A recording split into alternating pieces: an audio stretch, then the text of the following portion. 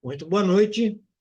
Nós, como todas as segundas-feiras, estamos dando início a mais um Diálogo ANSUR, como sempre desenvolvido pelo Instituto ANSUR, Instituto Sul-Americano para a Cooperação e a Gestão Estratégica de Políticas Públicas, e também numa parceria com o Fórum 21 e o portal Rede Estação Democracia, de Porto Alegre.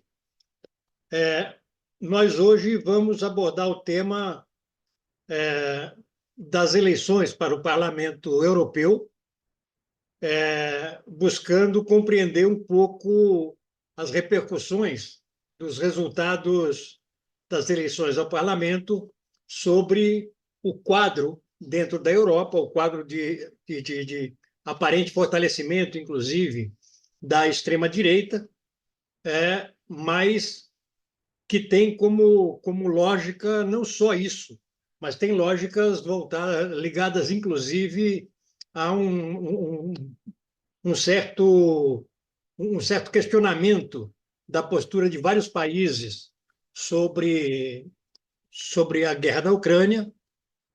Também temos ali um resultado que é muito diferente de país para país. Em países como os países mais centrais da União Europeia, como são o caso da Alemanha e da França, houve um fortalecimento claro da extrema-direita. Porém, em alguns países nórdicos, houve um certo crescimento da esquerda, ou seja, o processo não foi uniforme no conjunto dos países, e nós hoje vamos tentar avançar um pouco sobre uma compreensão, não só do que são esses resultados, mas principalmente de como esse resultado se reflete no jogo geopolítico, não só no jogo europeu, né? Para isso, nós hoje contamos com duas participações importantes, que já estiveram conosco em outras oportunidades. Nós temos conosco o Kostas Zizirkos, que é vice-ministro, foi, né, vice-ministro da Defesa da Grécia, durante o primeiro governo do Syriza. Também foi deputado em seu país. E temos conosco também o José Luiz de Arroio. José Luiz de Arroio é um ítalo-brasileiro, né? Ou um brasileiro italiano, sei lá qual é a ordem dos fatores, mas o Del Roio, com cidadania italiana, foi deputado, né, pela região da Lombardia, na Itália, foi também parlamentar conectado ao tema da União Europeia. Com esses dois participantes, nós esperamos avançar um pouco na compreensão do que tem sido o quadro geopolítico no qual se insere a Europa. Para dar início aos nossos trabalhos, eu vou solicitar que o presidente do Instituto ANSUR, Vicente Trevas, dê as boas-vindas aos nossos participantes e que também já introduza o tema. Vicente, por favor, com você. Obrigado, Bernardo. Saudações a todas e todos. Saludos a todas e todos. Muchas gracias a usted, Costas, por su gentileza de aceitar nossa invitação para nos ajudar a entender a complexidade da conjuntura europeia, né? Muito obrigado ao mestre Del Roio, um parceiro de sempre, né?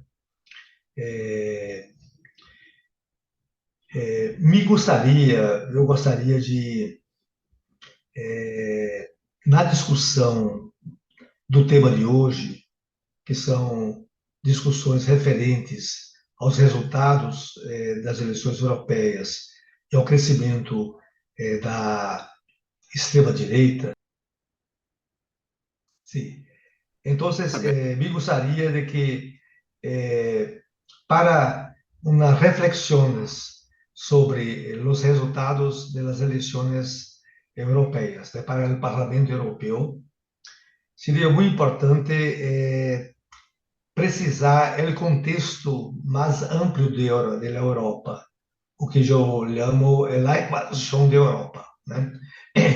E os eventos recientes ocurridos, né, em Europa, porque creio que, esta é uma indagação, que o crescimento da extrema-direita em Europa é uma variável de uma complexa equação. E mesmo o significado e as consequências deste crescimento se explicará por el conjunto da equação, né? Nesse sentido, tanto você de Costas como Del Ruio poderia tentar situar esse fenômeno, esse resultado eleitoral da extrema-direita no contexto da reunião do G7, que acabamos de realizar na Itália. O Fórum de São Petersburgo foi muito importante, né, há 15 dias atrás, né? La Cumbre, que com respeito ao cacau, que é uma planta a cara dos outros, La Cumbre Chocolate, você entende, sobre a paz, né? Em Suíça, né? A presença de Lula enquanto presidente de G20 e a cumbre de G7, né? Os movimentos de Putin recente, né? Suas intervenções para orientar sua estratégia da política externa, seus movimentos, está sendo um conjunto de movimentos, né? Depois, acá em Atlântico Sul, tivemos o desfile do porta-aviões George Washington, né? E em Las Antilhas, e agora, você entende, na Grã-Bretanha, a presença de submarinos russos, né? E mais do que isso,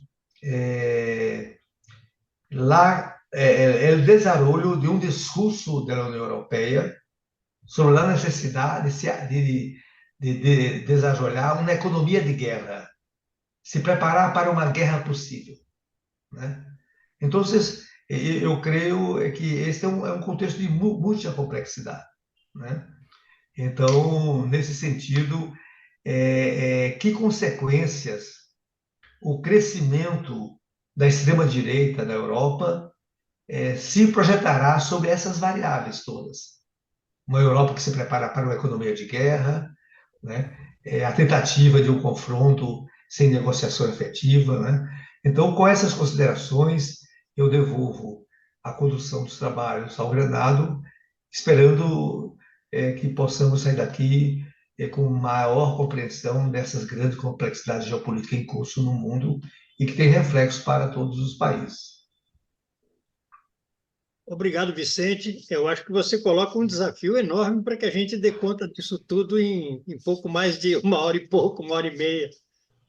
Mas eu acho que você levantou o conjunto das questões.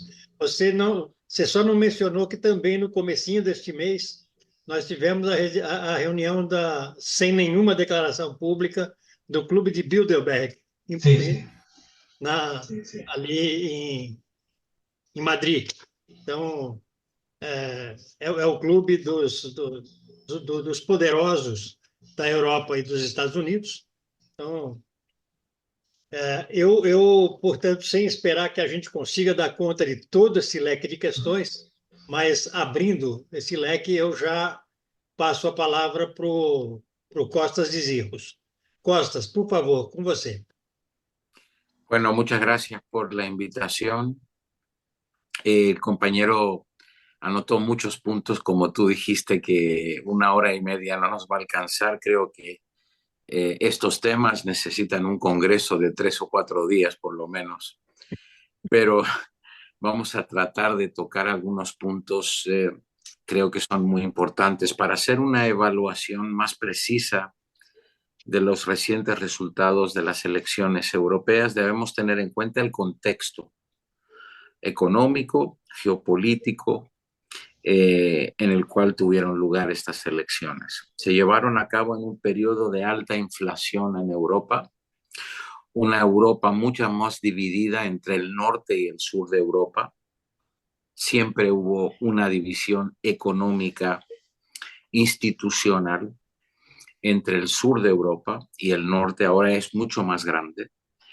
En lo que se respecta al contexto internacional, tenemos dos guerras en curso en este momento, donde Europa está involucrada, en una directamente en Ucrania y la otra indirectamente en Palestina.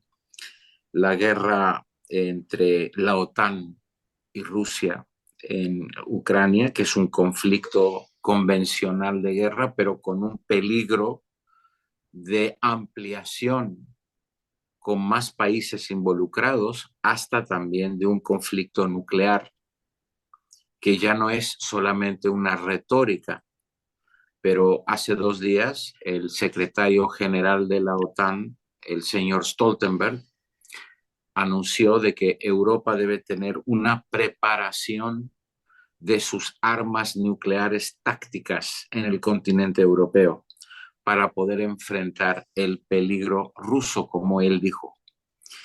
Y tenemos la otra guerra, que no es una guerra convencional, que es un genocidio del Estado de Israel contra el pueblo palestino, que es un crimen de lesa humanidad, y estamos esperando los próximos 6 días, donde el Tribunal de la Haga sacará un expediente para el arresto de Netanyahu, que esta es una noticia muy importante en nivel mundial. Es la primera vez que un líder de Israel tendrá un expediente de parte del Tribunal de la Haga para ser arrestado por acusado por genocidio y por crímenes de lesa humanidad. Primer punto, la abstención en Europa. El promedio de los 28 países en Europa es acerca del 50%. El más alto fue en Croacia, con 79% de abstención, y siguió Bulgaria con una abstención del 77%. Así que tenemos también alta participación, donde el campeón de participación fue Bélgica, con una participación de 89%. Pero Bélgica es un país donde todas las sedes centrales de la Unión Europea se encuentran en su capital. Las razones de la asistencia no son siempre necesariamente iguales para todos los que eligen de abstener.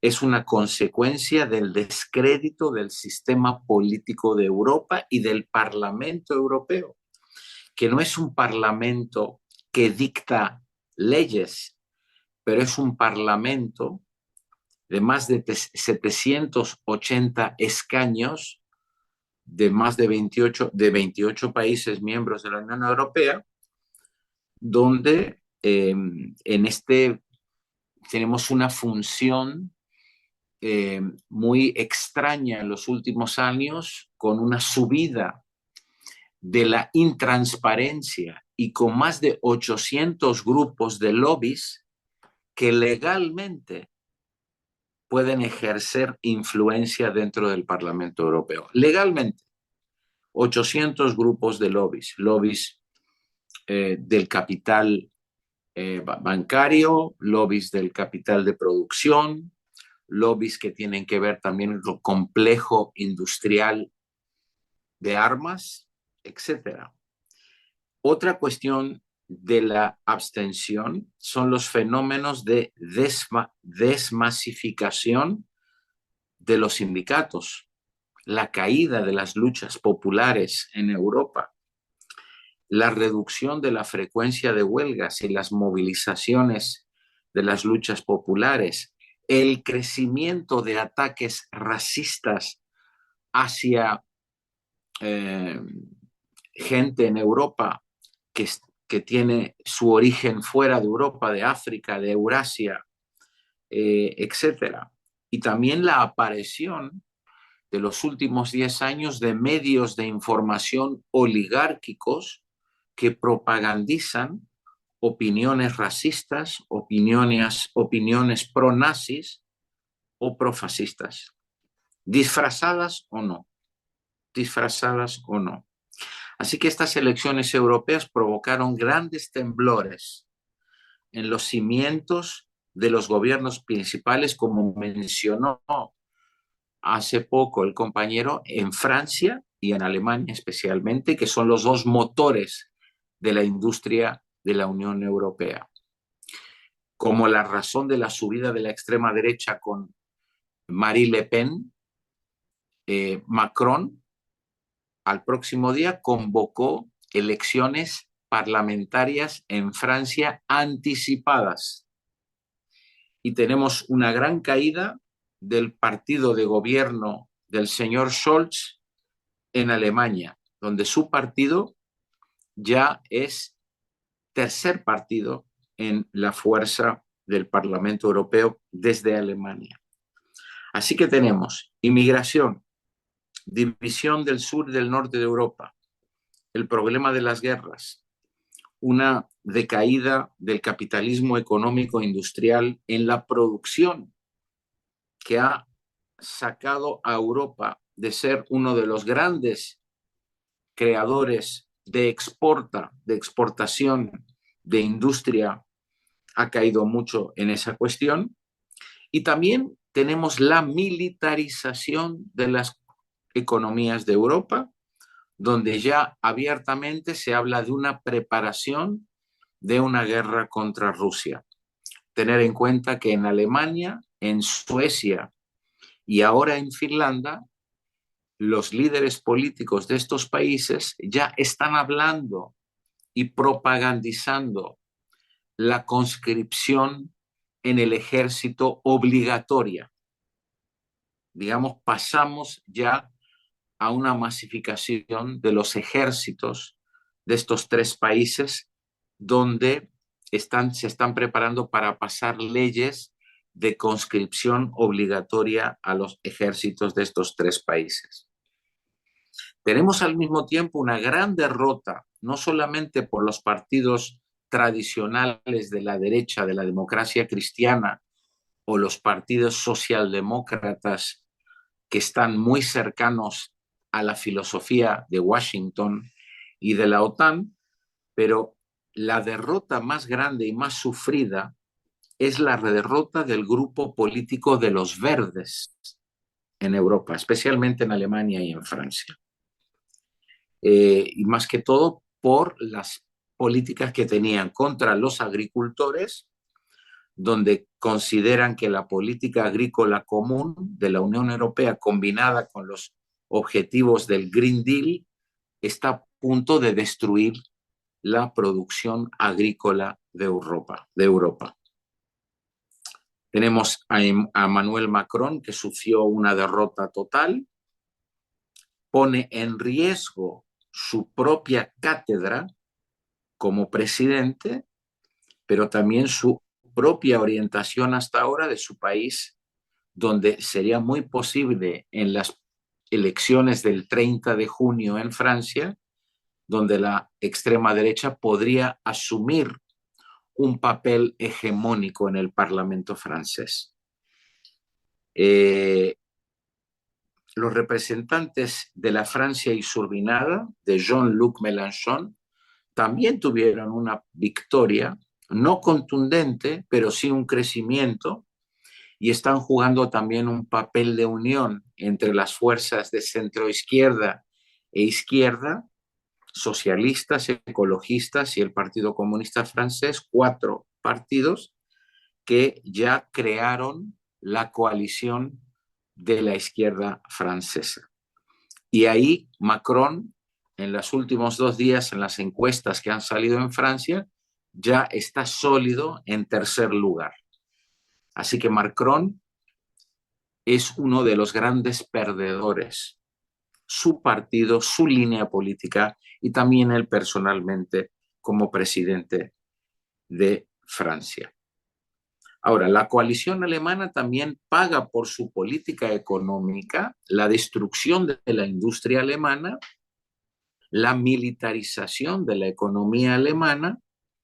Tenemos que mencionar que la destrucción de los aductos de aéreo entre Rusia y Alemania, que fue un acto de sabotaje de parte de los países de la OTAN, Alemania se cayó completamente, los líderes políticos y el gobierno aceptaron ese objetivo desde OTAN y de Washington de destruir cualquier tipo de comercio energético que existía entre Rusia y Alemania, ya que el gas y la electricidad exportada desde Rusia hacia Alemania era el combustible del crecimiento económico de la burguesía alemana, la cual cometió un suicidio económico favoreciendo a los intereses pro-OTAN de Washington en Alemania. Y ahora tenemos, en estos últimos días, especialmente hoy, como mencionó el compañero, tuvimos la cumbre en Suiza, tuvimos una cumbre en Bélgica, hoy en día se están todos los líderes de los 28 países de Europa tratando de ver el próximo día de las elecciones y de la creación de la nueva burocracia de líderes europeos, si von der Leyen seguirá como la número uno o tendrá el apoyo o no de la extrema derecha o de los verdes o de los socialdemócratas y por supuesto que la tendrá de las fuerzas de la democracia cristiana.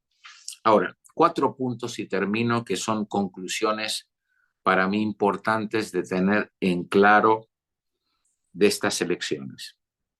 Primer punto es de que en estas elecciones se confirmó el conservadurismo de las sociedades europeas, expresado ya a través del fortalecimiento de la extrema derecha o de la abstención, porque la abstención ayudó al crecimiento de la extrema derecha, que batió todos los récords anteriores. Número 2, tenemos fenómenos de degeneración ya establecidos en la escena política.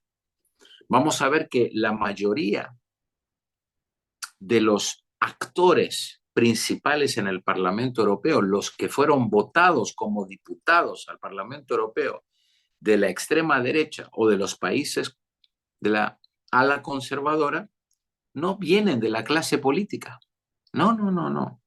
Son actores, periodistas, deportistas, de personalidades de televisión, ocupan los primeros puestos en las televisiones oligarcas, los cuales propagandizan teorías de conspiración, etcétera, etcétera.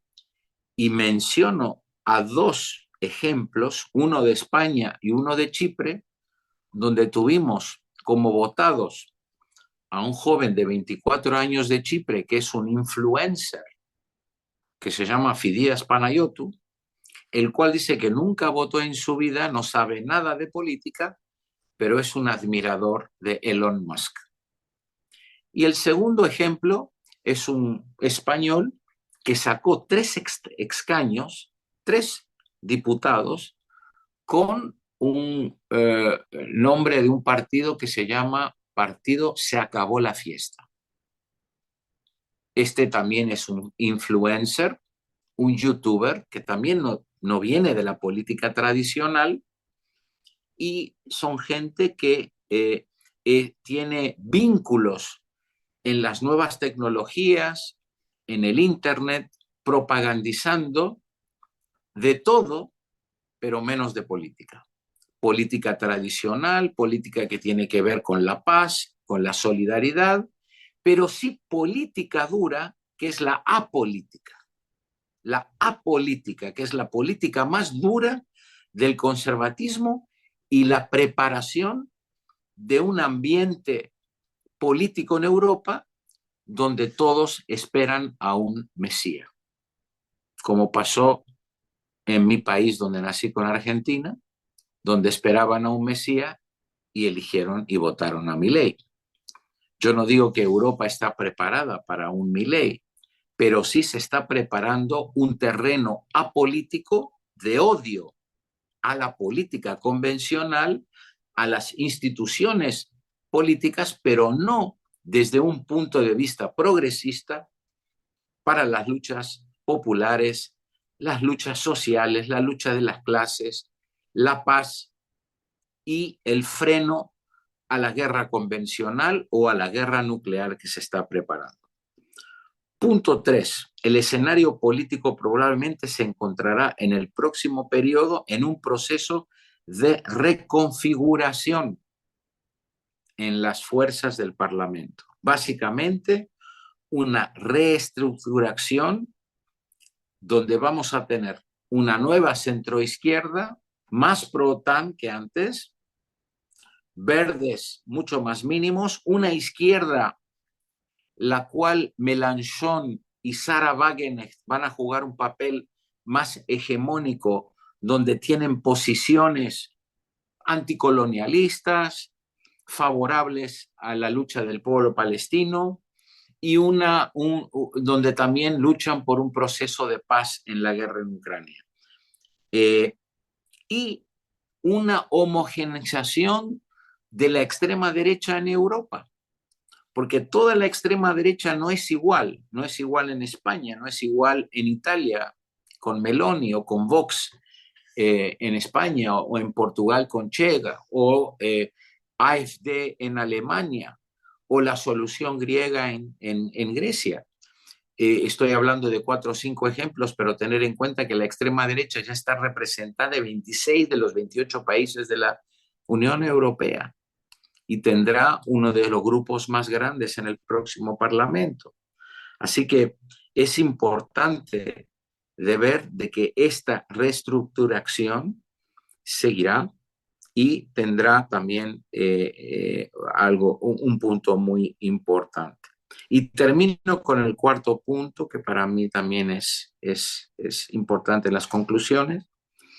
El cuarto punto tiene que ver con el gran vacío político que existe dentro de la izquierda europea.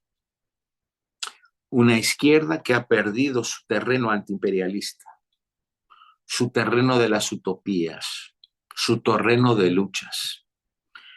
No digo que no existe, pero está muy al costado. Necesita tener un programa inmediato de alivio de la pobreza, especialmente en el sur y en el centro de Europa, contra el racismo. Y también una confrontación directa con la oligarquía interna, el imperialismo norteamericano, que ha convertido al continente de Europa y a la Unión Europea en una neocolonia que se está preparando para una guerra dictada por Washington. Este vacío, si no lo llenan las fuerzas de izquierda, un vacío social, un vacío político, donde se necesita una convicción de colaboración de la izquierda, de unidad programática, una estrategia la cual podrá expresar a los pueblos de Europa. Entonces tendremos este vacío ocupado por las fuerzas de la extrema derecha, por el neofascismo, el neonazismo disfrazado o no. Entonces la pregunta que surge es quién, cuándo y cómo.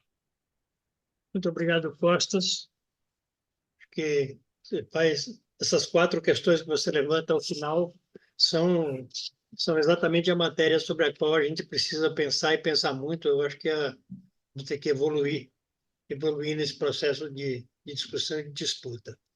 Eu vou, então, passar imediatamente para o Del Roio. José Luiz Del Roio. Del Roio, com você, por favor. Obrigado. Uma saudação a Cooper Costas. Eu tenho muito respeito, amo a Grécia.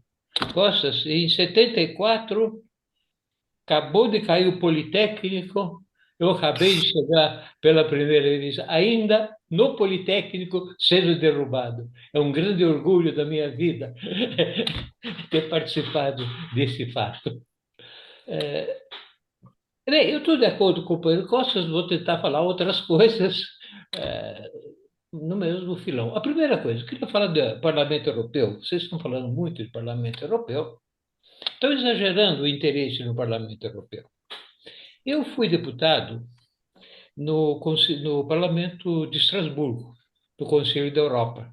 E fui deputado no Parlamento da União Europeia Ocidental, que não existe mais, mas existiu até 2013, em Paris. Então, eu participei de 2 parlamentos da União Europeia. Eu sei que a União Europeia é muito complicado, vocês não estão nem dizendo, puxa, o que é isso? Mas assim, então eu conheço um pouco esse mecanismo. Esse parlamento da União Europeia, de Bruxelas, tem aí os 770, com 780 deputados agora, é enorme, é enorme. Fala 24 línguas. Por quê? Aliás, tem só uma língua oficial, que é de um país que não está dentro do Parlamento Europeu, que é o inglês, porque a Inglaterra está fora. Né? Então, é uma máquina impressionante. É uma máquina impressionante, mas é um parlamento inerte. É um parlamento que não faz leis, não pode fazer propostas. Está lá sentadinho. Ele só ratifica o que chega da comissão.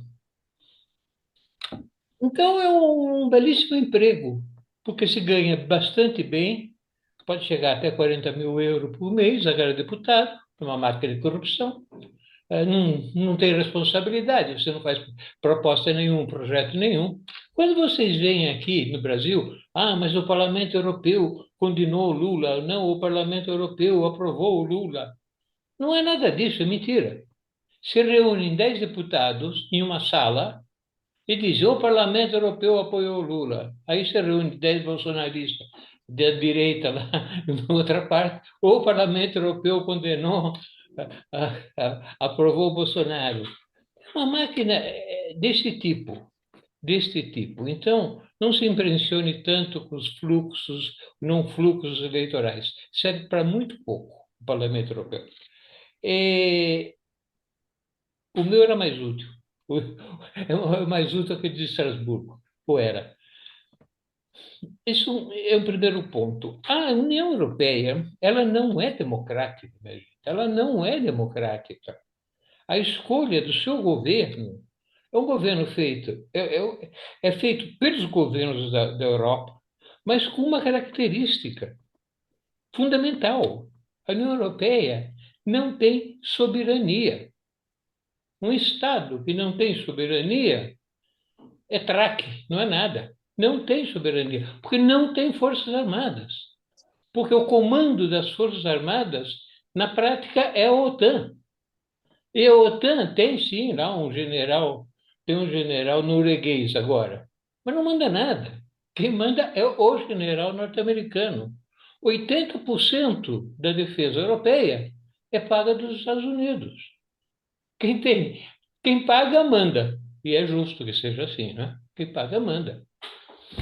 Então, esse é o grande problema. Esse é o primeiro grande problema que você tem. Antes tinha um certo disfarce de independência. Mas com a guerra da Ucrânia, o disfarce de independência dançou. Vocês pegam, já foi falado aí, a Alemanha. Por que a União Europeia tinha uma certa, não era grande, não, desenvolvimento econômico? Por quê? Porque tinha matéria-prima muito barata, sobretudo para a indústria alemã. A indústria alemã é a locomotiva da Europa. Mas acabou, não tem mais. A matéria-prima a baixo preço, a começar pelos citados oleodutos que foram explodidos. Né? Não tem. Não tendo mais matéria-prima barata e tem que pagar caro, porque até a Bolívia cobra caro da Europa, se permite isso, do seu lítio. Quer dizer, não é como no passado, que você vinha e pegava. Agora não pega. Você não pega mais do Irã, não está pegando nem da África. Por quê? A Europa pega a França. A França foi escorraçada da África. Você diz, qual a importância? Vocês sabem que a França é toda movida a energia nuclear. Tem 50 usinas nucleares.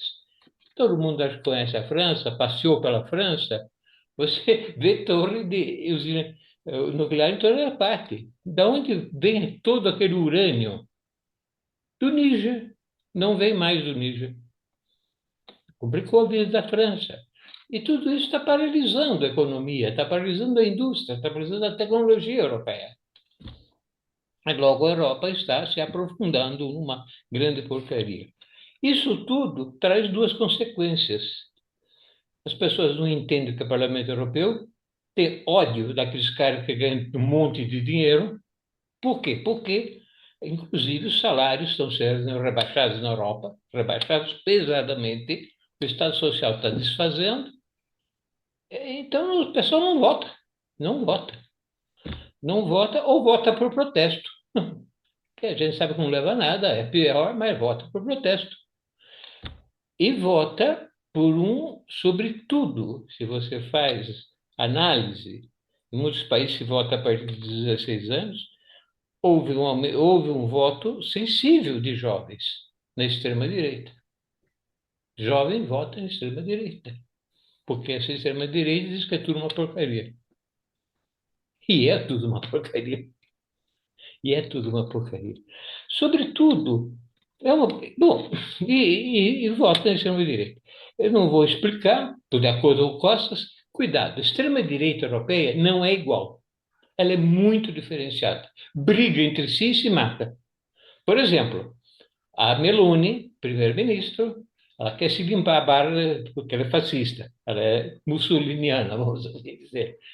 Agora, a Meloni tem que ser respeitada, porque é um quadro. Ela, desde menina de 14, 15 anos, ela é fascista, de sair na rua e levar porrada, e ir para a cadeia. Então ela merece respeito, é uma fascista de verdade. Agora, ela sabe que, sendo assim, ela tem, não tendo soberania, tem que dizer, vou invadir a Ucrânia. Mas ela sabe que a sua base é contra. Mas não tem outro jeito. Mas tem dois fascismos na Itália. Tem a Lega, de Salvini, que diz, mais jamais um euro para o Zelensky. E a Itália, então, não vai dar dinheiro. Não vai dar dinheiro. A Le Pen é contra a guerra. Não interessa ela é contra. Ela é contra e se declara contra. Quem é a favor? A favor mesmo é o Macron, né? Que quer invadir. E por isso que desmoronou a campanha eleitoral. Nós temos uma coisa da seguinte, interessantíssima, que é o Frente Popular. Realmente, daqui a 30 dias tem eleição, né? Do Frente Popular. O Frente Popular é apaixonante, mas está cheio de defeitos. Qual o grande defeito? Qual a grande dificuldade do Frente Popular? Guerra. Porque uma parte do Frente Popular, viva Israel, Israel não. Evidentemente, é complicado isso. E outro problema é certos setores e diz que tem que fazer a guerra na Ucrânia. Como a maioria do Frente Popular é contra, mas vamos se unir porque tem que ganhar a eleição. Vamos ver o que dá isso. Eu acho que vai ser bem. Tem uma eleição que eu queria acenar, que não é da União Europeia, mas é muito importante, é daqui 20 e poucos dias, é a eleição na Inglaterra, gente, no Reino Unido. O Partido Conservador vai desaparecer. É um cataclisma. Depois de quantos anos? 200 anos de Partido Conservador. O Partido Conservador tende a virar fumaça. Sair de uma votação mínima e se dividir. Isso também é um fato curioso, porque o que vai acontecer, então, com a Escócia? Aproveitará a crise para sair fora? E a Irlanda do Norte? Tenho que dizer que a Irlanda, a República da Irlanda tem se comportado muito bem em tudo, mas isso é uma outra história. A reunião da Suíça foi uma bobagem, gente, foi uma grande bobagem. E aqui veio o fundamento, não levou a nada, não levou a nada, evidentemente. O Brasil, na minha opinião, não devia nem ter mandado embaixador como observador. Nem isso devia ter feito. Mas, de qualquer forma, vamos respeitar e apoiar com grande força a posição do Itamaraty, do Lula, né, em final de contas, nessa questão. Agora, a novidade não foi nenhuma, mas a grande questão política que aconteceu não foi a reunião na Suíça. A Suíça, aliás, fez um papelão. Não foi nem a eleição europeia, foi o discurso do Putin, minha gente. Não sei se vocês leram. São 14 páginas de estreitinha, estreitinha. É muito consistente. Depois de 14 páginas, ele dá as cartas. Vocês querem parar com a guerra? Só tem uma condição. E isso não muda, não tem discussão. As 4 repúblicas russas, russófonas, da Ucrânia são território russo. Ponto. A Ucrânia nunca entrará na NATO. Terceiro ponto, exterminar o nazismo dentro da Ucrânia. Ponto. Se não fizerem isso, a guerra continuará e aumentará. As próximas propostas de paz serão compatíveis ao avanço russo. Ou seja, nós pegaremos também Odessa. É muito dura essa posição. E ele declara uma outra coisa, que é séria. A Rússia não é mais um país europeu, é um país euroasiático. Isso tem uma implicação profunda, profunda. Quer dizer, eu desisto dessa porcaria aí, é inimiga, e eu jogo todo o meu poder econômico, tecnológico e de aliança e militar na Euroásia, na Euroásia. E a Europa, o que vai fazer? A Europa, o que vai fazer? A Europa está com um soberano, que é o imperialismo americano, mas é o governo norte-americano, que o pobre presidente Biden estava numa situação fisicamente lamentável na Europa. Perdido, não sei que no octava. Eu sou velho, como eu digo, então eu entendo que ele pode ter esse tipo de problema, como eu digo, mas eu não tenho bomba atômica, né? Ele tem. Essa é a diferença. É perigoso. É, então, tem Biden e Trump, que também é um outro velho, outro que está com dificuldades, e o que vem aí? Provavelmente vence o Trump, que já disse, a Europa pague. Esse negócio que os Estados Unidos pagam 80%, vocês estão enganados. Ou a OTAN fecha, ou se autoalimenta. A Europa não tem condições econômicas de manter a OTAN. Não tem condições econômicas. Não tem. Então, vamos ver o que vai dar dentro de alguns meses, dentro de um ano. Eu faria só essa introdução. É claro que tudo isso leva a situação de tensão muito forte, e de perigo que alguém queira jogar com a bomba atômica tática, achando que bomba atômica tática seja uma coisinha de nada. Ah, é tática mesmo? Sim, é tática. Isso compare, Roma não existirá mais Roma, ponto. Ela foi tática. Tá bem, se for estratégia, não tem mais a Itália. A gente pode escolher, então. Quero dizer que a Itália é pontilhada de bombas atômicas. Então, se esquecem disso. Eu, quando fui senador italiano, tentei visitar essas bases atômicas. Um senador italiano da Comissão de Relações Exteriores não pode chegar nem a 1 quilômetro de distância de uma base dessas, porque não é território europeu, é território americano.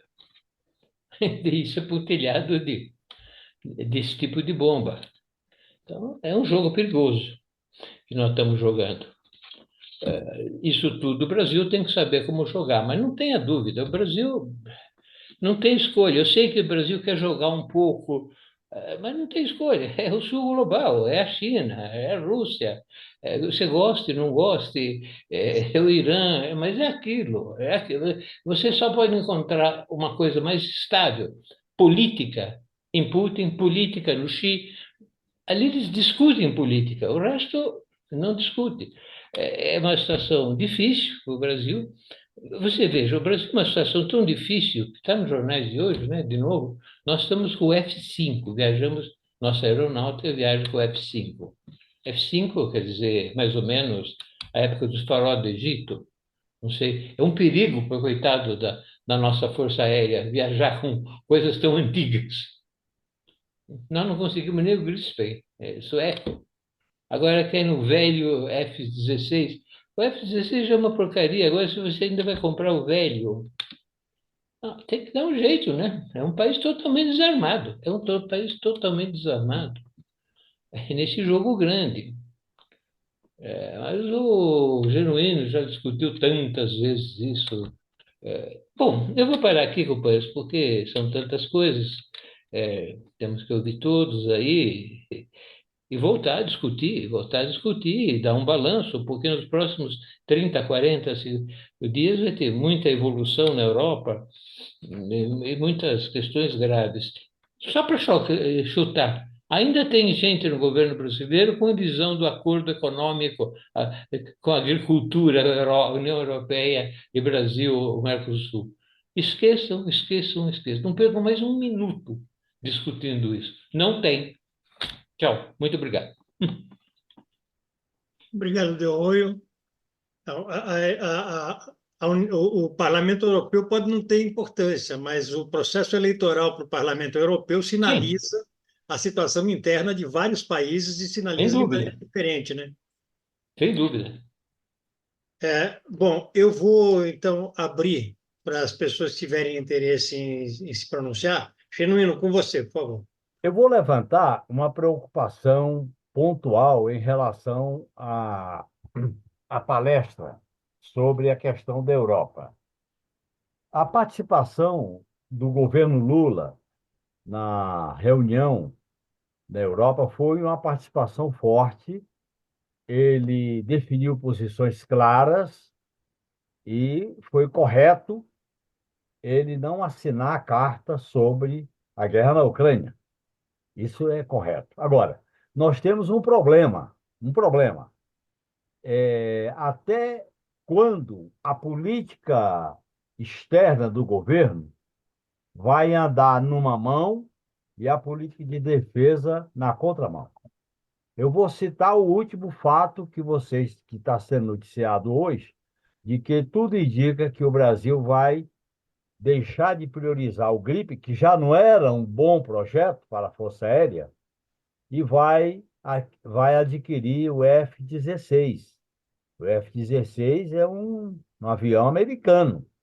Portanto, quer dizer, veja bem, essa é uma questão séria, porque você falar em defesa dissuasória, se você quiser falar em integração sul-americana, latino-americana agora com a posição que tem continuidade no México, você tem que ter uma reestruturação do papel da força de defesa. E eu acho que essas intervenções do Lula, que no geral são positivas, até qual é o respaldo que tem a política de defesa para essas posições?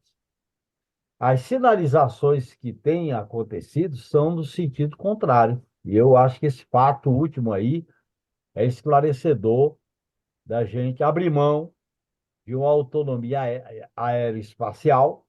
Já tem o problema da base de Alcântara, que foi cedida aos americanos durante o governo Temer,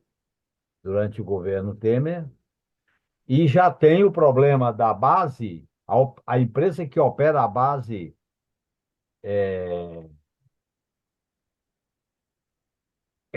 do satélite geoestacionário, ganhou a concorrência por causa daquele conceito de empresa nacional, que foi uma das emendas do Fernando Henrique Cardoso. Ela é majoritariamente de capital americano, né? Há, inclusive, uma disputa que ainda está na justiça, e você tem uma pressão, pelo que se fala, dos Estados Unidos para o governo brasileiro diminuir a intensidade do PROSUB, do Programa do Submarino Convencional e Nuclear com a França. Portanto, eu acho que essa dependência em relação à OTAN, em relação aos Estados Unidos, é um problema sério se nós queremos viabilizar uma política soberana, uma política de prioridade numa aliança com os BRICS, numa política prioritária de integração latino-americana com essa falta de uma autonomia, no mínimo estratégica, para que o Brasil possa, no seu entorno estratégico, que é a Amazônia e o Oceano Atlântico, ter um grau de autonomia e de integração na relação com esse mundo multipolar. Eu acho que esse é um problema sério que nós não estamos enfrentando com toda a consequência que ele deve ser enfrentado. Então, eu queria levantar essa preocupação, tá certo? Eu acho que a situação chegou ao ponto que não basta a política do Itamaraty de boa vizinhança no multilateralismo. Isso foi importante no Lula 1 e 2. É necessário você escolher aliados, deixar mais claro certas escolhas e certas prioridades. O Lula faz isso quando fala, quando se pronuncia. Agora, como é que é a sintonia com o conjunto dos Itamaratokas? Segundo, como é que ele articula isso com a política de defesa, considerando, para concluir, Granado, e o Exército Brasileiro, particularmente o Exército Brasileiro, né? E a Marinha, que tem uma definição antiga, que não foi revista, que diante de um conflito Estados Unidos e China, o Brasil não tem dúvida de estar ao lado do líder do mundo ocidental. Esse é um problema que nessa discussão da multipolaridade não entra na agenda do país. Eu queria levantar esse problema para contribuir com o debate. Nas demais questões, eu acho que as informações são importantes, seguras, e eu me contento com elas. Muito obrigado, Genuíno. Enquanto as pessoas se inscrevem, eu queria rapidamente já levantar um questionamento ao Delroi e ao Costas, que diz respeito às perspectivas que se colocam hoje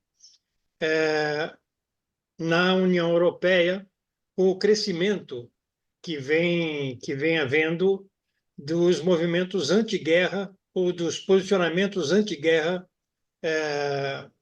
anti-envolvimento na guerra ucraniana, né, por parte da Europa, e isso muito conectado ao processo de perdas econômicas, de fortes perdas que a Europa sofreu com o processo de engajamento muito forte, pura e simplesmente conectado aos interesses americanos, né? Inclusive com um encarecimento muito grande das fontes energéticas, etc. Isso tem gerado processos de desemprego na Europa, e isso tem também favorecido tanto alguns setores de esquerda em alguns países, mas tem favorecido muito fortemente a extrema-direita, que não obrigatoriamente é uma extrema-direita conectada aos interesses de conflito e de confronto com, com a Ucrânia. Vicente, com você, depois o Newton, depois o Tadeu. Vicente, você. Na minha introdução, né, eu tentei indagar um pouco como esse crescimento da extrema-direita, né, vai incidir nessas outras variáveis do que eu chamei a equação europeia, né?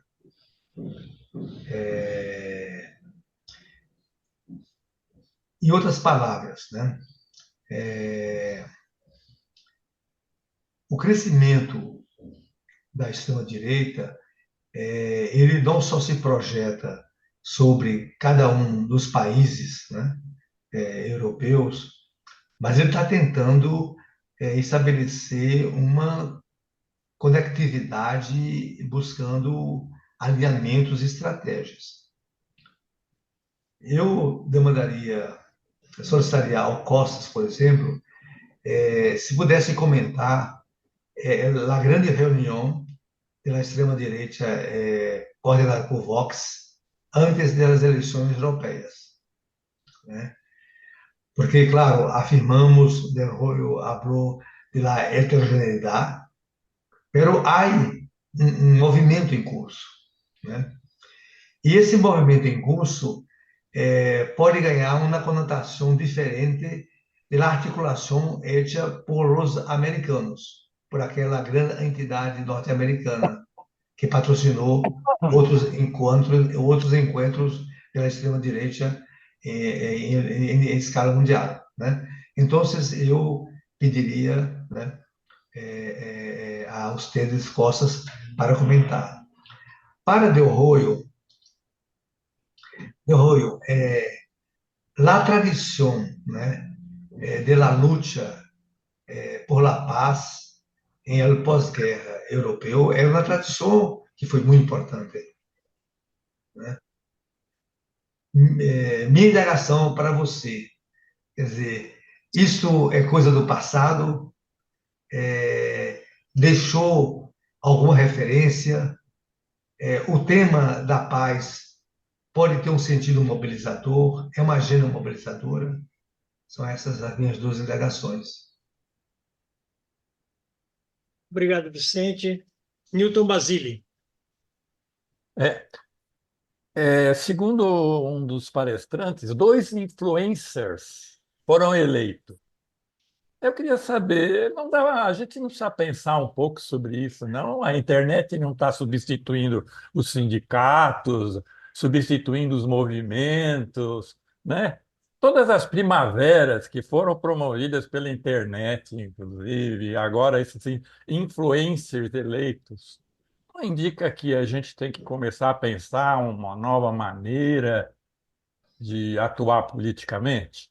Essa é a minha pergunta. Obrigado, Newton. Tadeu Valadares. Obrigado. Claro, primeira coisa a fazer, agradecer as duas exposições. Eu creio que a do Costas, né? Eu acho que eu vou tentar falar no meu portunhol, porque mais ou menos todos nós entenderemos, e o Costas também. Então, Sí, falando em portunhol, eu creio que a primeira coisa que devo fazer é agradecer as duas exposições. Eu penso que lo expuesto por Costas foi uma visão macro da questão, digamos, das eleições para o Parlamento Europeu e de seu significado que vai mais além do Parlamento Europeu. E eu creio que a outra exposição de José Luis del Rullo nos deu, a nós que não somos expertos nisso, a real dimensão do Parlamento Europeu. E se nós vinculamos as duas exposições, nós temos, em minha maneira de ver, de conceber, que a exposição de Costas foi uma exposição muito realista em termos de análises, muito, eu creio que é rasgo característico de Costas, muito humanista em termos de o que necessitamos fazer para cambiar em termos, digamos, o que necessitam ser os europeus, não? Para cambiar uma situação que a análise realista indica que é uma situação de progressivo desespero, desesperação, porque o que vimos foi algo muito claro, por lo menos em alguns países importantes, não? Foi uma derrota de França e foi uma derrota quizás aún mais grande na Alemanha, não? Então, dois países importantíssimos, uma derrota. A Itália se saiu muito melhor nesses termos, a Meloni se saiu muito melhor, não? E temos, digamos, alguns avanços, alguns progressos ao que eu leí e ao que eu escutei em alguns países nórdicos. Mas os países nórdicos são muito pouco, né, relevantes neste grande jogo. Então, eu senti, pode estar equivocado, e se eu estiver equivocado, por favor, Costa, corrija-me, mas eu senti, inclusive, uma, uma amargura, né, uma amargura com essa situação toda. Agora, o problema é que, quizás, no haya una solución viable, por lo menos en el corto y mediano plazo, ¿no?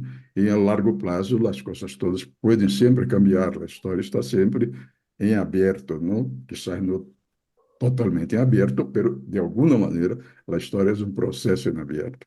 Pero hasta donde nosotros podemos ver, por lo menos yo puedo ver, sentir, intuir, si ustedes quieren, porque no soy un analista profesional, yo creo que Europa se está derrumbando.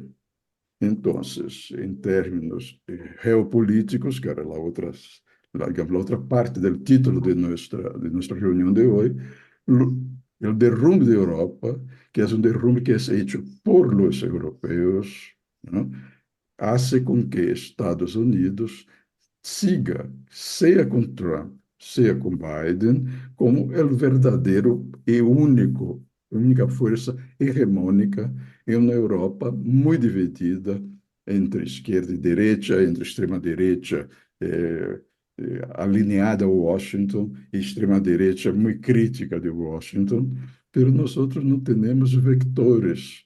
Então, para mim, estas eleições, já que o Parlamento Europeu em si mismo es una institución débil, pero es al mismo tiempo permite las elecciones para el Parlamento un poco que sondemos, yo diría, el espíritu del tiempo, cómo está la lucha ideológica y cuáles son los vectores de esa lucha ideológica.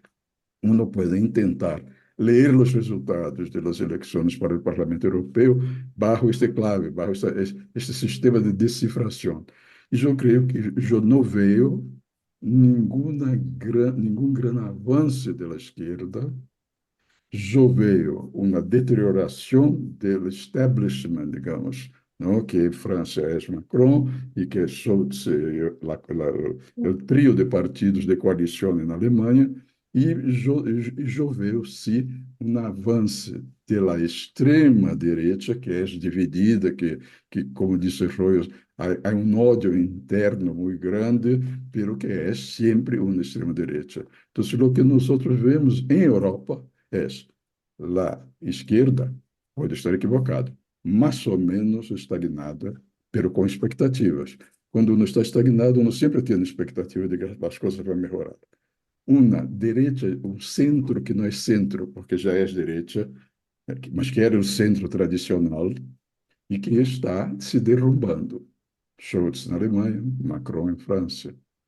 E usted tiene un crescimento da extrema direita, incluso com os segmentos mais extremistas e mais violentos, né? Então, eu vejo estas eleições como a confirmação de uma grande de uma nova etapa de ingresso da Europa em seu largo declínio. O que é muito interessante, porque temos um largo declínio europeu, temos um largo declínio americano, mas o largo declínio americano, quando se compara com o largo declínio europeu, hace que o rol hegemônico dos Estados Unidos sobre a Europa se mantenha e se alimente. Isso em termos de eleições parlamentares. Em termos geopolíticos, tudo isso, apesar de los puntos onde a esquerda hizo algum avance, a despecho de los movimentos sociais que criticam a guerra na Ucrânia, como criticam a guerra genocida em Israel, quem aún está dando as regras do jogo são Estados Unidos, OTAN, não? E a União Europeia como uma espécie de mano auxiliar de OTAN e dos Estados Unidos. E isso se refleja em três pontos importantes, em minha maneira de ver. Em la continuidade da política, que eu chamo guerreirista, da política muito voltada hacia uma tentativa de definição de vitória militar ocidental, que hoje é impossível. Não há como o Ocidente ganhar a guerra contra a Rússia em Ucrânia, salvo se passa a utilizar armas nucleares táticas. Pero quem provavelmente utilizará armas nucleares táticas não é O primeiro emprego não é a OTAN, será a Rússia, porque Rússia, se a OTAN se decide a ser realmente uma guerra, criar a guerra, ela é mais forte que a Rússia. E a doutrina nuclear russa é muito clara.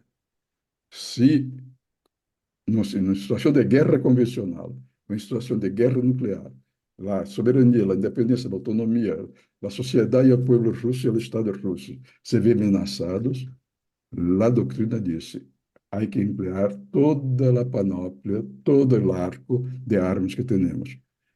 Uno habla, e isso de Roy mencionou, se habla com uma leviandade extraordinária, armas táticas. Lo que a gente nunca se dá conta é que as duas bombas que foram lançadas em Hiroshima e Nagasaki, a potência nuclear de elas era de 2 quilotons. Uns dias atrás, semana atrás, Putin, em uma entrevista que concedeu em São Petersburgo a toda a imprensa mundial que estava lá, foi indagado por um americano sobre o emprego de armas nucleares nessa guerra.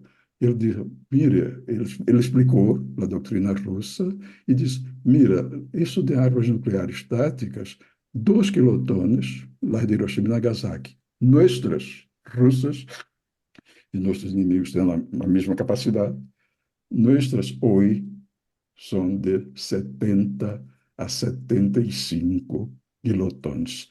Ou seja, as armas táticas são 30 a 35 ou mais vezes poderosas que as armas nucleares utilizadas em Japão. Então, é impossível uma guerra, é impossível no sentido de que, se ela se transforma em possível, é a última das guerras realmente. Aí então estaríamos cumprindo com o dito por o presidente americano na Primeira Guerra Mundial. Esta guerra é uma guerra hecha para acabar com todas as guerras. Uma guerra que entre em la escala nuclear é não uma guerra para acabar com todas as guerras. É uma guerra depois da qual não haverá guerreiros, não haverá gente para lutar outra guerra. Então, isso é uma coisa muito importante. Ou seja, sumariando, as eleições para o parlamento, elas em si mesmas, né, para o parlamento, não são significativas, mas permitem entender a dinâmica ideológica. E, em termos geopolíticos, essa dinâmica ideológica não favorece a esquerda, só favorece a extrema-direita e mina uma direita que era centro, mas agora é direita. E com isso estamos em uma situação de extrema vulnerabilidade. Muito obrigado, Tadeu. Não tem mais ninguém inscrito. Eu vou, então, devolver para o Costas e depois para o Del Roio para a gente caminhar para o encerramento. Costas, com você, por favor. Bueno, vamos a seguir en portuñol. Creo que son muy claras las posiciones que Tadeu explicó y también Alberto y los otros compañeros, muy importante. Primero de todo, quiero mencionar un dato que no lo expliqué anteriormente, pero es una posición de Stoltenberg, del secretario general de la OTAN, que la anunció hace 2 días. En los próximos 15, 20, 25 días se entregarán a Ucrania más de 40 aviones combate F-16 norteamericanos, los cuales tienen la habilidad de lanzar cohetes que tienen una distancia de más de 600, 700 kilómetros. Pero lo más importante es de que los aeropuertos que usarán los aviones de combate entregados a la Fuerza Aérea Ucraniana usarán aeropuertos ubicados en Rumania. no en territorio ucraniano. Eso quiere decir de que la generalización del conflicto es una estrategia adoptada por la OTAN. Por eso yo creo que el presidente Putin fue muy claro, como dijo Tadeo, cuando explicó la doctrina de defensa de la Federación Rusa sobre el uso de armas nucleares. Ahora, si tenemos aviones de combate en Rumania que atacarán al territorio ruso en Crimea o en el puente de Kerch, que ha sido uno de los puntos oralmente apuntados por el régimen Zelensky, el propio Zelensky, durante la guerra, de que tenemos que terminar con el puente de Kerch, un puente de 21 kilómetros que une el continente ruso con la península de Crimea. OTAN no está preparado para aceptar una derrota militar. No puede parar la victoria militar en territorio ucraniano, la victoria rusa.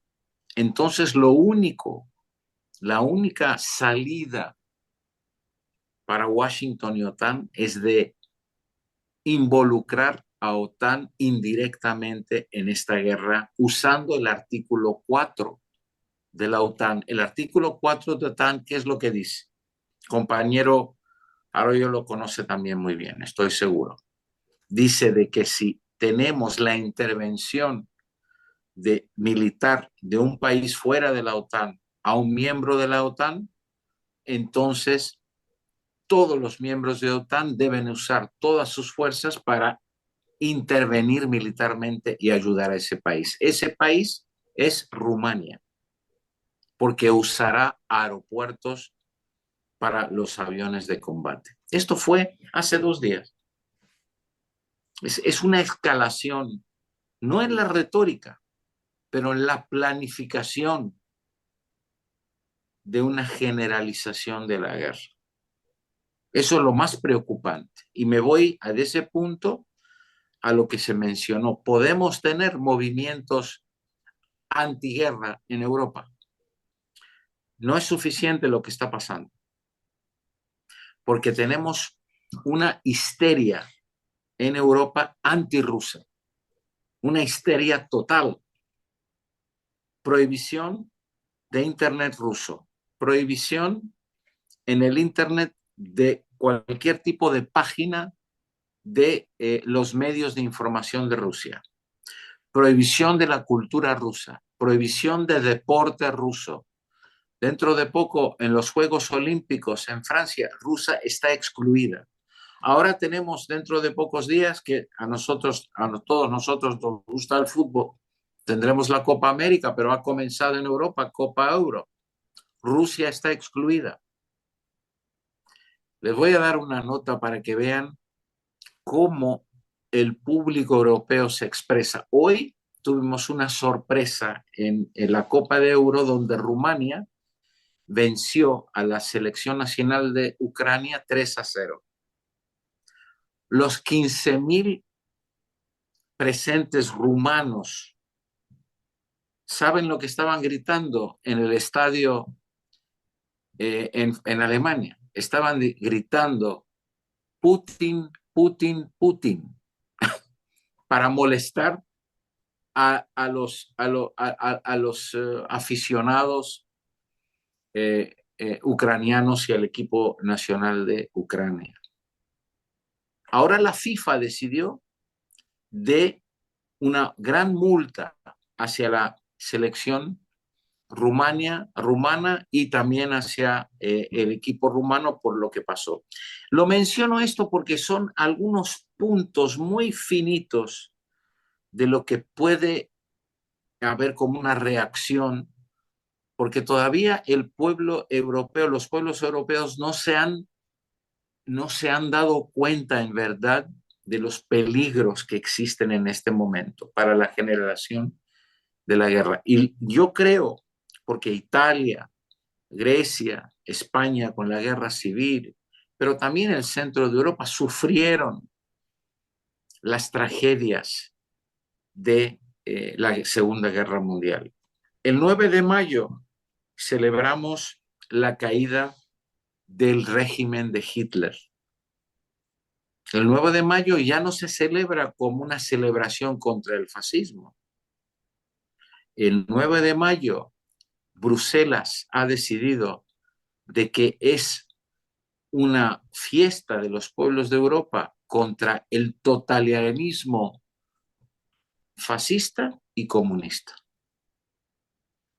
Tenemos una distorsión de una histeria ideológica de la Guerra Fría que se ha modernizado a una histeria contra Rusia, que también tiene puntos ideológicos, pero también puntos de avance del imperialismo euroatlántico. Tuvimos una otra guerra aquí en Europa hace pocos años, con la destrucción de un estado que se llamaba Yugoslavia. OTAN bombardeó a Yugoslavia por 84 días continuamente y terminó con un estado y creó 5 estados que explotaron de esa de la destrucción del estado de Yugoslavo. Esto lo pueden repetir ahora con Rusia.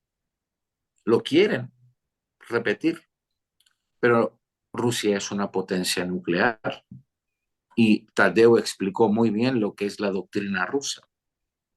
Pero en Bruselas, hace 4 años, fueron invitados oligarcas de Siberia, de Eurasia, dentro de la Federación Rusa, donde ya tuvieron contactos económicos, como se dicen, de colaboración económica hace 4 años atrás. Pero detrás de la cortina, hay una preparación del desmantelamiento, de la desintegración de la Federación Rusa, usando de vuelta algunos oligarcas rusos. Rusia es consciente totalmente, el liderazgo político de Rusia, de estos experimentos y de estos planes. Por eso, en este momento, yo creo que después de las elecciones europeas, donde ya tenemos a corto, a medio y a largo plazo, como se explicó, la correlación de las fuerzas políticas, tenemos que estudiar la correlación de las fuerzas sociales antiimperialistas, anticolonialistas, antirracistas y antiguerra. Esa formación de movimientos de coalición y de alianza social, política, ideológica se tiene que elaborar rápidamente. Y se puede hacer muy rápidamente, como ocurrió con Palestina, donde el planeta total en todas las ciudades de Norteamérica, de Sudamérica, de África, de Asia y de Europa, cientos de miles, millones de personas salieron a la calle con banderas palestinas contra el genocidio del Estado sionista de Israel. Así que yo no digo que tenemos que tocar un botón y todo aparece de repente, pero se tiene que trabajar de una manera en el terreno de las conciencias de los pueblos para poder dar un freno a la preparación de una guerra que será la última para la humanidad, porque no será una guerra convencional. Y termino con el último punto de que la cumbre en Suiza, que fue un fracaso total, la cumbre que se realizó antes de las elecciones, como mencionaste, organizadas por el Vox, para poder unir las fuerzas de la extrema derecha en Europa, que también tiene sus grandes divisiones internas. La extrema derecha en Polonia o en los países escandinavos es una extrema derecha pro-OTAN, con un antirrusismo increíble, pero no pasa lo mismo con la extrema derecha en Hungría, con Orbán, o Meloni, que por supuesto es muy más favorable a la OTAN. Le Pen, que ha cambiado sus posiciones anteriormente y las ha ablandado, hablando de la necesidad de tener una negociación pacífica, pero al mismo tiempo ablandando su lenguaje contra el OTAN. Y el Vox llega, partidos de extrema derecha en los Balcanes, muy divididos, muy pro-Israel, muy pro-OTAN, muchos de ellos.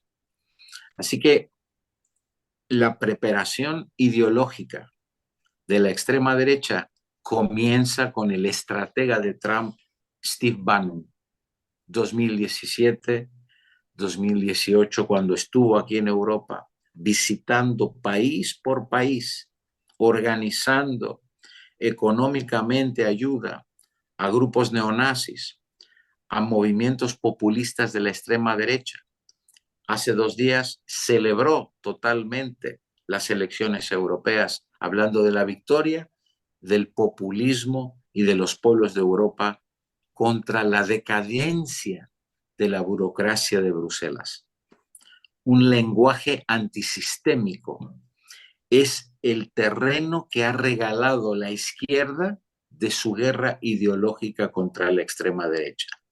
Ha regalado mucho terreno, porque cuando la izquierda o los verdes se han convertido en realistas de un capitalismo agresivo, de un imperialismo y neocolonialismo europeo, el cual defienden de una manera muy fuerte, tenemos estos cambios de la correlación de las fuerzas, pero tengo la convicción total de que los pueblos europeos pueden repetir hazañas heroicas luchando en los frentes sociales, políticos, ideológicos, y hablo de sindicatos, de organizaciones estudiantiles, de universidades, de alcaldes en ciudades pequeñas, medias y grandes que pueden jugar un papel contra la hegemonía militar norteamericana y de la OTAN en Europa. Ese es el gran reto histórico hoy para los pueblos de Europa. Obrigado. Muchas gracias, Costas. Sus palabras son bastante preocupantes incluso. Yo pido ahora que el compañero Del Royo haga su ponencia Carol, final. vou ser muito sintético, por causa da hora. Fazer um comentário sobre os F-16 que estão na România, que podem atacar o território da Ucrânia. Eu vou piorar a situação já grave. A Ucrânia não tem pilotos que consigam dirigir um F-16 de última geração. Você precisa de 2 anos, 2 anos e meio, para que um piloto consiga levar aquele... Quer dizer que os pilotos que irão da România serão norte-americanos ou alemães. É evidente. Ou gregos. Os gregos todo mundo subestima. Os gregos têm um exército de altíssimo nível tecnológico. É verdade. Aliás, bom, a Grécia tem uma tradição militar muito, muito séria. Então, vocês entendem que a coisa ainda é mais grave. Eu peço que, quem tiver tempo, leiam totalmente as 15 páginas do Putin, de 3 dias atrás. Merecem ser lidas porque marca um hiato que pode ser muito importante na história da diplomacia e da vida na Europa e no mundo. Eu quero que vocês acompanhem, vai acontecer muito logo, daqui 1 mês e meio, 2 meses, as eleições na Alemanha, na Saxônia, Turíngia e Brandeburgo. Vai ser umas eleições importantes, interessantes, nesses 3 landes. quantos votos vai ter o partido de extrema-direita, seguramente será o primeiro partido. Seguramente. Mas é muito interessante saber quanto vai ter uma esquerda radical. Tipo, talvez vocês já conheçam, não conheçam, a Sarah Wagen. Sarah Wagen é uma companheira do Link, mas ela é dissidente do Link. Ela sozinha elegeu 6 deputados. Ela sozinha elegeu 6 deputados para o Parlamento Europeu. É uma, é uma senhora realmente incrível. Então, nós corremos o risco, entre a Islândia e alemão, de extrema-direita e extrema-esquerda, vencendo as eleições. Evidentemente, eles não terão maioria, porque a questão dos verdes, eu quero sempre acenar, porque é importante, que os verdes desapareceram. Né? Os verdes são chamados, nós chamamos aqui verde-oliva. São a ponta de lança da guerra. São os verdes. Então, isso é uma constatação objetiva, não é uma discussão. Sinto muito pelos ecologistas brasileiros, não tem nada a ver com isso. É Ô, outra Delroio, coisa. os guerreiros perderam. Quem perdeu a eleição na Europa foram os que promoveram a guerra, são os que aderiram São à os mais radicais. Os mais radicais perderam a social-democracia, a social-democracia alemã e os verdes em geral. Realmente. Tem a outra eleição, por favor, vamos seguir com atenção, vai ser a França, joga muito, vai ser uma contradição, a França entra numa situação instável, a Alemanha vai ter um governo, depois dessa eleição da Turíngia, absolutamente, vai estar em pé, assim, com cola, colado. A Alemanha e a França é nessa situação. E o buraco que vai entrar o Reino Unido. Tudo isso vai criar uma situação horrorosa para a Europa. Quer dizer, os 3 maiores países entram em parafuso. Você me perguntou, meu querido Trevas, e aquele movimento que nós pusemos 1,5 milhão de pessoas contra a guerra do Iraque, em Roma, por exemplo, aquele movimento foi traído. Foi traído pela social-democracia. Foi traído pelos verdes. Foi traído por um setor comunista, que deixou de ser. Foi traído por setores católicos. Por quê? É verdade que nós temos a máxima simpatia pelo Papa Francisco. É verdade. Mas a Igreja Europeia não segue o Papa Francisco. A Igreja Europeia católica, eu falo, apostólica romana, porque lá tem a ortodoxa e tem os protestantes. Essa igreja está paralisada, endireitada. Não, é uma igreja que ela também só pode subsistir e ter o seu futuro fora da Europa. Então, isso nos prejudica muito, porque foi importante a presença religiosa, dos movimentos. Nós temos tido muito movimento de solidariedade à Palestina, todos reprimidos, né? Todos reprimidos. Temos na juventude, realmente isso tem entrado muito. Então, se combate a guerra de extermínio, de genocídio. A guerra da Ucrânia, confusão total, completa e absoluta. Agora, é rigorosa também o controle de todos os meios de comunicação. É muito rigoroso. É muito rigoroso. É muito rigoroso. Todo mundo sabe que na minha querida cidade, Milão, foi proibido um curso na universidade de Dostoiévski. Proibido falar de Dostoiévski na Universidade de Milão, minha gente. É uma coisa que você consegue entender. Aliás, até um conservador do CNV. Então, nós estamos com muita dificuldade, porque os jovens que realmente seguem muito as redes sociais, lá, como qua, quem é mais competente nas redes sociais são os de direita. Porque os de direitas dizem claramente: caro jovem, você não vai ter aposentadoria, caro jovem, A economia está parada, caros jovens, não existe mais, como não existe em Milão, por exemplo, o SUS, não existe. Onde está a saúde pública? Não tem mais nada disso, você não tem perspectiva. E é eles que dizem por rede social, não somos nós. Não somos nós. Então, jovens facilmente que poderiam vir para o nosso lado, porque essa denúncia que faz a direita deveria ser nossa, com qualquer proposta de como resolver, não é? De como resolver. É claro, como é uma situação em evolução, e como o peso da transformação mundial vai recair sobre a Europa e dos Estados Unidos, o que vai acontecer nos Estados Unidos, estamos muito em movimento. A gente pode relançar, vamos relançar essa questão. Eu mesmo trabalho especificamente com setores também comunistas, porque eu sou comunista, mas com setores católicos. Na Itália, nesse momento, sobre a questão da guerra e da paz, né? É isso. A gente volta numa outra reunião, porque, como eu digo, vai ter uma evolução bastante tensa toda a situação. E só rezar não adianta, viu?